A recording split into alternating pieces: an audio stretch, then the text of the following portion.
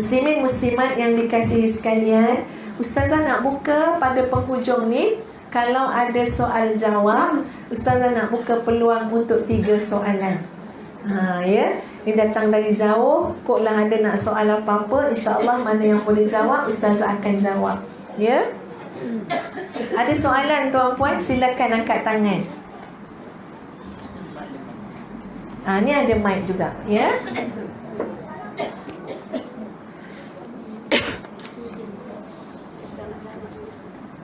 Segan nak tanya? Tak apa, tak payah segan, tanya je. Kamera tu tak pergi kat tuan-puan pun, kat Ustazah je. Ada soalan? Masya-Allah. Okey, ini soalan ya. Kalau kita dalam haid, boleh tak kita potong kuku? Ya. Okey tuan-puan sekalian, kita boleh potong kuku dalam haid sekiranya kuku tu memang dah sangat panjang, supaya tidak menjadi fitnah yang lain kan, ya, kotor dan sebagainya, boleh. Tapi dari segi adabnya, ini min babil adab sebagai seorang hamba Allah. Sebab Allah dah muliakan semua yang ada pada tubuh badan kita manusia, maka memang ada ulama yang berpandangan supaya disimpan, kan, ya. Kemudian kalau kita nak buang ke apa-apa tuan-puan sekalian, buang dengan keadaan yang terjaga, bukan bersepah-sepah kuku kita. Adalah yang mengatakan maknanya siram sekali. Tapi dari segi, kalau kita belajar betul-betul tuan-puan ya, tidaklah benda itu disebut oleh Nabi SAW, ya, dari sudut larangan ke apa. Tapi dari sudut adab sahajalah, ya, kalau kita dalam keadaan haid. Jadi kalau tanya Ustazah, boleh tu memang boleh kan, ya. Sebab kita nak mengelakkan mudarat yang lebih besar. Tapi lebih utama, kalau kita boleh melazimkan, ambil yang sunat. Apa dia? Memang kuku ni kena dipotong kan, pada hari-hari yang disunatkan potong kuku tu, setiap minggu pada hari Jumaat. Jadi tak timbullah cerita kuku tu panjang telajak bila kita dah haid nanti. Soalan yang kedua, bagaimana nak khusyuk dalam solat? Nak khusyuk dalam solat ni tuan-puan sekalian, ini perbincangan ni sangat luas lah, ya. Kalau kita nak cakap sekarang besar, panjang pula kan, ya. Tapi yang pertama sekali, kita mesti tanam dalam hati kita tuan-puan rasa ingin bertemu dengan Allah. Itu kena tanam, ya. Sebab penghujung hidup kita ni, kita memang kena bertemu dengan Allah, sama ada rela ataupun terpaksa. Betul tak tuan-puan? Tak nak ke bertemu tak dengan Allah, akan dihadapkan di hadapan Allah. Jadi biar kita ni ada keinginan apa dia, memang nak bertemu Allah. Nanti bertemu Allah ada namanya mati. Nanti bertemu Allah ada namanya dalam syurga. Nanti bertemu Allah ada namanya hisab, ya. Tapi bila kita sebut bertemu Allah ini dalam keadaan kita hidup, kat mana kita nak bertemu Allah? Dalam solat.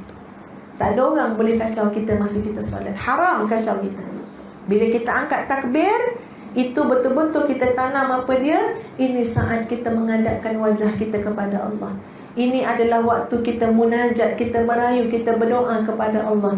Jadi yang mencetuskan rasa khusyuk tu tuan-puan, antara lain ialah keinginan kita nak bertemu dengan Allah. Nak sangat. Dia ada doa dia tuan-puan, ya. Allahumma inna nas'aluka ladzatan nazar ila wajhikal karim wa syauqa ila liqa'ik. Ya Allah, kurniakanlah aku kelazatan dapat melihat wajahmu, dan kurniakan aku rasa rindu untuk bertemu dengan kamu. Hayya 'alas salah. Siapa yang panggil? Kalau kita kata Tok Bilal panggil, cuba lepas dia azan kita pergi jumpa Bilal. Bilal nak apa? Agak-agak apa Bilal jawab? Nak apa pula?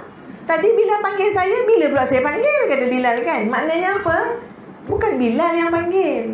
Kita nampak Bilal melaungkan azan. Yang panggil siapa? Allah. Hayya 'alas salah. Allah panggil. Tak nak ke bertemu dengan Allah? Tak nak ke menghadap Allah? Tak nak ke mohon kurniaan daripada Allah? Jadi kalau dalam jiwa kita ada rasa rindu untuk bertemu dengan Allah, pasti kita suka solat. Pasti kita rindu solat. tuan-puan, ada golongan yang disebut oleh Nabi, golongan yang ribat dengan Allah. Maknanya apa? Yang Allah pegang dia. Dia, antara dia dengan Allah ada tali yang sangat kuat. Golongan tu siapa dia? Antara lain intizarus salah ba'das salah, iaitu orang yang menunggu salat lepas salat, menunggu salat lepas salat. Ada orang macam tu. Pukul 3 kan, 3 petang tengok jam. Ya, semua tengok kat situ kan. Ni contoh lah kalau ada jam ya. Masa pandang, semua pandang kat dinding tu. Tengok ke jam kan, pukul 3. Ni orang yang suka solat ya. Tengok, pukul 3 dah ni, tak lama lagi nak asar dah ni. Tengok ya. Sekarang pukul 4 kan dia siap-siap ambil wudu. Kalau kita tanya, mak nak ke mana mak? Awak nak siap-siap lah solat asar, dia kata. Tapi ada orang terbalik. Pukul 5.30 tanya, asar dah masuk ke belum? Ya, terbalik. Dia tak nunggu ke? Ada golongan tuan-puan, intizarus salah ba'das salah. Ustazah berpengalaman jumpa dengan hamba Allah yang seperti itu, diceritakan oleh suami dia. Ya, suami dia cerita kat ustazah lah. Dia kata isteri dia meninggal terlampau mudah. Dia wida isteri dia, ucap selamat tinggal lah sebab dia nak keluar. Maknanya salam biasa, dia nak keluar, si suami. Jadi isteri dia pun buat kerja rumah. Tiba-tiba anak dia telefon, anak dia kata, abah balik bah, mak panggil, mak kata mak dah nak pergi. Boleh panggil macam tu kan ya? Mak panggil, mak kata mak dah nak pergi. Pergi mana? Saya tanya. Meninggal dunia. Jadi suami ni pun tanya, mak kau sakit ke? Dia tanya. Tak tahu, dia kata. Mak dah terlantar, mak dah terbaring. Bila balik, dia kata memang betul isteri dia cuma tunggu dia balik dan anak-anak balik, sempat minta maaf, dan isteri dia pergi dengan jelas menyebut La ilaha illallah.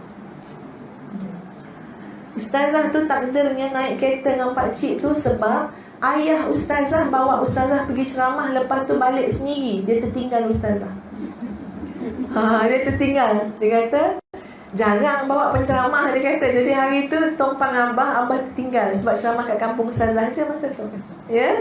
Jadi terpaksa pakcik tu hantar. Tapi ada hikmah, ustazah mendengar cerita dia. Lepas tu Zah kata, Masya Allah hebatnya cik. Apa ni isteri pakcik tu. Pakcik, maaf pakcik kan biasa orang kan kalau macam tu tanya amalan dia apa kan. Jadi ustazah pun nak nanya juga. Pakcik tu kata, memang pakcik nak sebut pun. Memang pakcik cerita dia pun nak sebut ke situ lah ustazah. Zah kata, apa amalan dia? Dia kata daripada pakcik kahwin dengan makcik kamu tu, ya, makcik ni memang jenis manusia dia akan standby setengah jam sebelum solat. Itu memang daripada kahwin. Memang Allah, dia kata taat. Setengah jam sebelum solat dah siap-siap dah.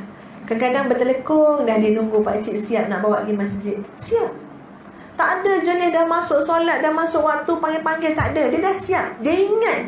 Dia ikat diri dia dengan waktu solat. Dia ikat. Ini pakcik lihat sepanjang hidup dia, selama pakcik kahwin dengan dia, berpuluh-puluh tahun.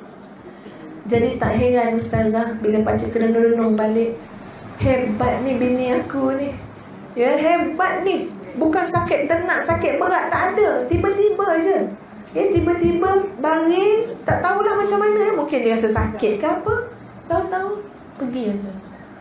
Jadi Masya Allah tuan-puan, letak dalam hati kita selalu rindu nak bertemu dengan Allah. Sebab tidak ada yang lebih baik tuan-puan kepada kita kecuali maha baiknya Allah kepada kita. Wa in ta'udu ni'matallah la tuhsuha. Kalau kamu hitung nikmat-nikmat yang Allah beri kepada kamu, kamu tak dapat hitung. Sepanjang masa Allah mengurniakan nikmat.